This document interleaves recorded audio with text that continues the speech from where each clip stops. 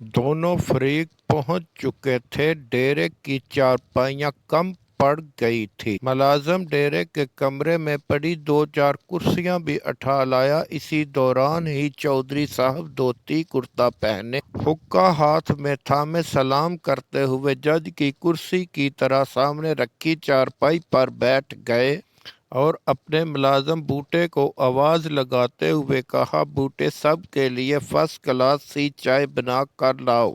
जिस भाई ने हुक्के का कश लगाना हो वो भी मेरे साथ बैठ सकता है। ये कहकर चौधरी साहब नजीरे से मुखातब हुए, नजीरे अपनी बात सुनाओ। नजीरे ने बात शुरू करते हुए कहा, चौधरी साहब, आपको पता ही है कि मैंने अपनी बेटी की शादी मख्तारे के बेटे के साथ की थी। दोनों में रोज लड़ाई झगड़ा रहता था। लड़का नशा करता था और अपनी बीवी को खर्चा पानी भी नहीं देता था। समझा बुझा भी बहुत मगर सुधर नहीं।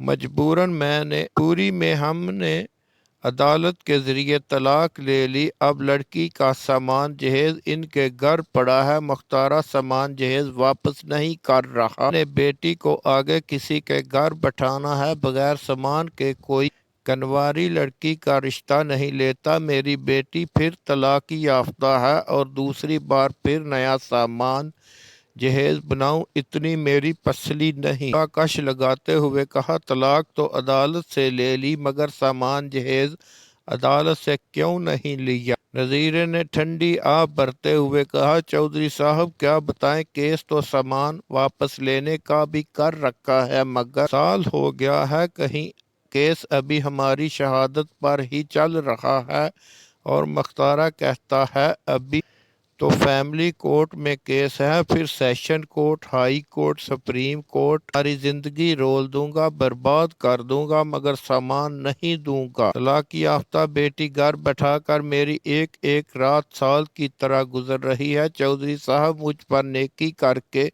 सामान वापस दिलवा दे। नजीरा तकरीबन रो ही दिया था।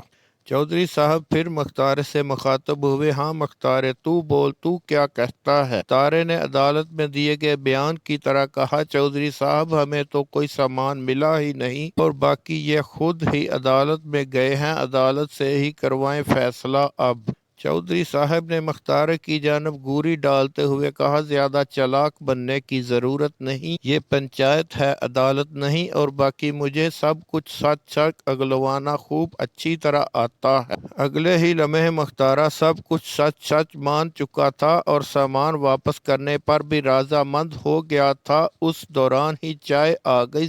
निपटा कर चाय पीने लगे। मुख्तारा बोला, चौधरी साहब आपके डेरे की चाय बड़ी कमाल की होती है। चौधरी साहब कहने लगे, कल हम सब तुम्हारे घर की चाय पीने आएंगे, सामान भी तैयार रखना।